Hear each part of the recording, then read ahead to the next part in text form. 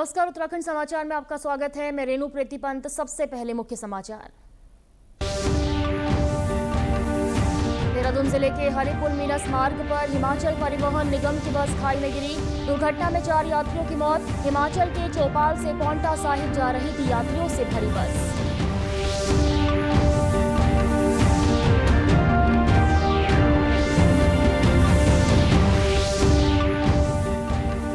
बिगड़ती कानून व्यवस्था पर मुख्यमंत्री पुष्कर सिंह धामी हुए सख्त। पुलिस को दी थाने चौकियों सहित धरातल पर कार्यशैली सुधारने की हिदायत।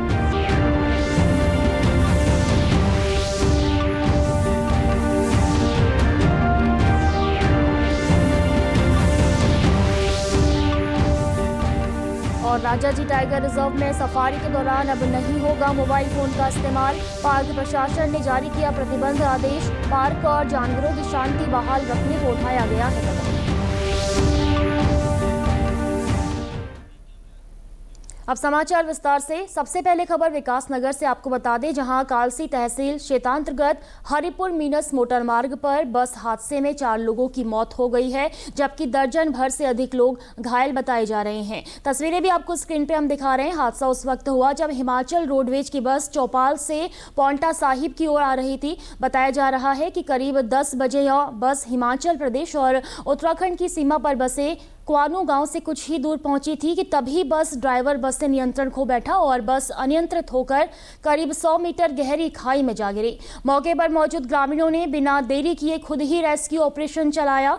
बताया जा रहा है कि हादसे के वक्त बस में ड्राइवर, कंडक्टर और यात्रियों सहित 36 लोग सवार थे। दुर्घटना में 2 महिलाओं और बस चालक समेत 4 लोगों की मौत हो गई है। चालक हिमाचल प्रदेश के चौपाल का और अन्य 3 मृतक नेरवा क्षेत्र के रहने वाले थे, जबकि 1 दर्जन से अधिक लोग गंभीर रूप से घायल हो गए हैं। वहीं ग्रामीणों की सूचना पर स्थानीय पुलिस और एसडीआरएफ की टीम भी मौके पर पहुंची और घायलों को 108 की मदद से पास के अस्पताल पहुंचाया गया। मुख्यमंत्री पुष्कर सिंह धामी ने भी सड़क हादसे पर दुख जताते हुए जिला प्रशासन को राहत बचाव कार्यों में तेजी लाने के निर्देश दिए हैं। इसके साथ ही सभी नजदीकी अस्पतालों को हाई अलर्ट पर रखा गया है। मुख्यमंत्री ने कहा कि जरूरत पड़ने पर किसी भी गंभीर घायल को एयरलिफ्ट कर उच्च चिकित्सा केंद्रों में भर्ती कराया जाएगा। अगली खबर की बात करेंगे। मुख्यमंत्री पुष्कर सिंह धामी ने कानून व्यवस्था पर सख्त रुख अपनाते हुए पुलिस को अपनी कार्यशैली सुधारने के निर्देश दिए हैं। उन्होंने कहा कि थाना चौकियों सहित धरातल पर वर्क कल्चर में तत्काल सुधार किया जाए। अपराध नियंत्रण केवल कार्रवाई तक सीमित नहीं रहना चाहिए, बल्कि इसमें पुलिस को आत्ममंथन की भी जरूरत है।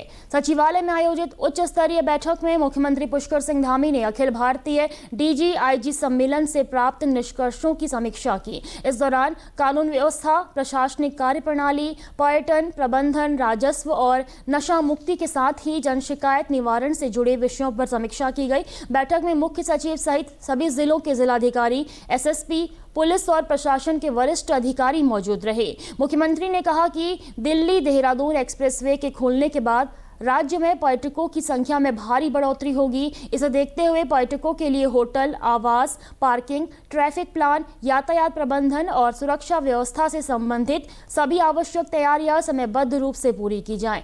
उन्होंने स्पष्ट निर्देश दिए कि किसी भी स्थिति में अव्यवस्था नहीं होनी चाहिए। पुलिस व्यवस्था पर सख्त रुख अपनाते हुए मुख्यमंत्री ने कहा कि थाना चौकियों सहित धरातल पर वर्क कल्चर में तत्काल सुधार किया जाए। मुख्यमंत्री ने लैंड फ्रॉड के मामलों पर भी कठोर कानून बनाने के निर्देश दिए हैं। राजाजी टाइगर रिजर्व में सफारी के दौरान मोबाइल फोन ले जाने पर पूर्ण प्रतिबंध लगा दिया गया है। यह आदेश पर्यावरण मंत्रालय के अधीन राष्ट्रीय बाघ संरक्षण प्राधिकरण की ओर से दिया गया है, जो तत्काल प्रभाव से लागू हो गया है। दरअसल पिछले वर्ष 17 नवंबर को उच्चतम न्यायालय के एक आदेश के बाद प्राधिकरण ने सभी संरक्षित वन क्षेत्रों में यह आदेश लागू किया है।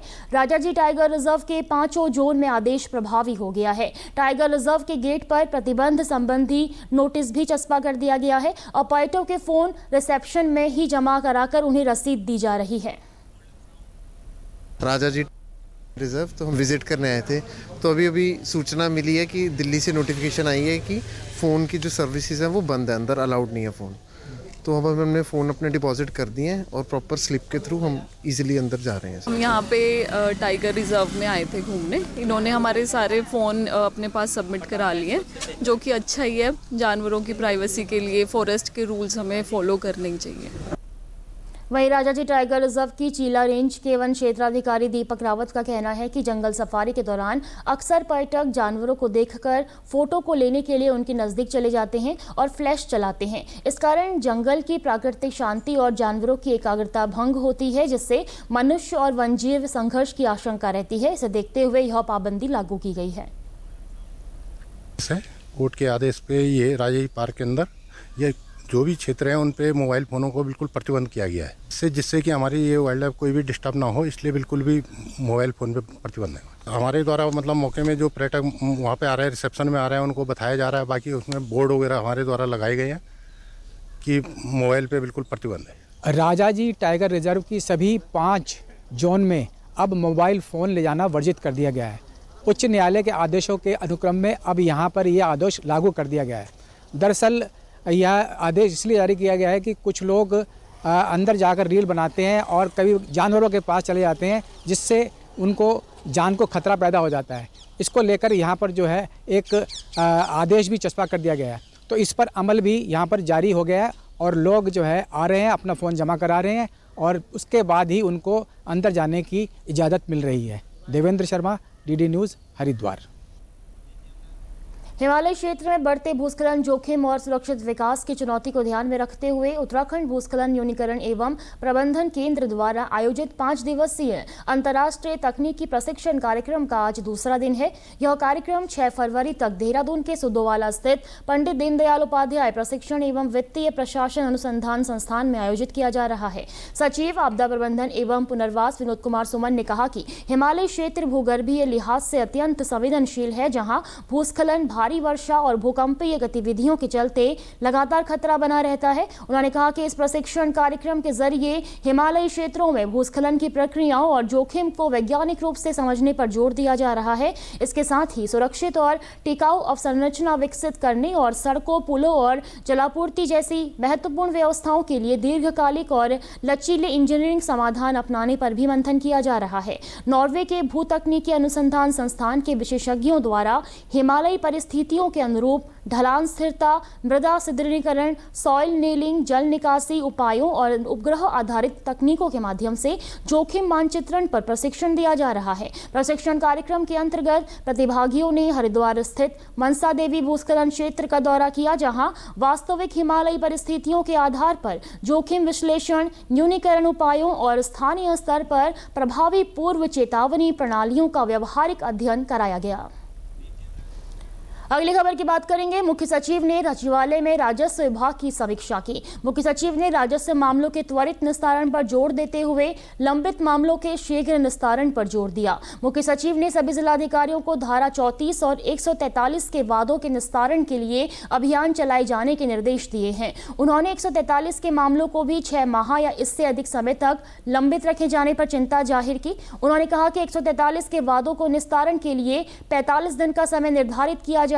मुख्य सचिव ने मंडल स्तर पर मंडलायुक्त और जनपद स्तर पर जिलाधिकारियों द्वारा अपने न्यायालय एवं सत्र न्यायालय में सबसे पुराने 5 मामलों को चिन्हित कर उनके निस्तारण पर कार्य किए जाने पर जोर दिया। उन्होंने कहा कि प्रत्येक माह इसकी बैठक आयोजित की जाए और प्रत्येक माह पुराने मामले निस्तारित करते हुए उनकी जगह सबसे पुराने दूसरे मामलों को शामिल किया जाए। मुख्य सचिव ने प्रदेश भर के 5 वर्षों से अधिक समय से लंबित कुल 1760 मामलों के 10% मामले मार्च 2026 तक निस्तारण किए जाने का लक्ष्य निर्धारित किया। इसके साथ ही मुख्य सचिव ने जन जन की सरकार कार्यक्रम को शहरी क्षेत्रों में भी शुरू किए जाने के निर्देश दिए हैं।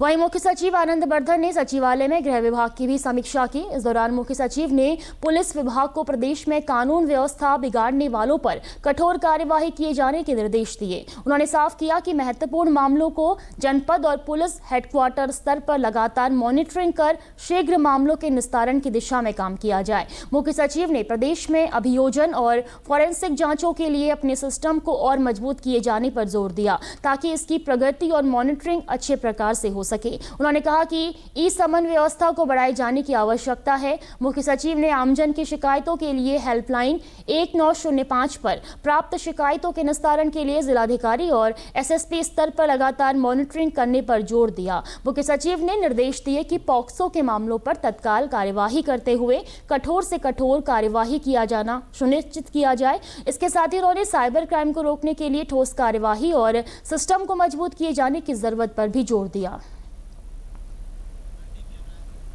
इसी के साथ अभी तक के समाचार समाप्त हुए। दूरदर्शन समाचारों से जुड़े रहें। मिलते हैं फिर शाम 5 बजे के बुलेटिन में। नमस्कार।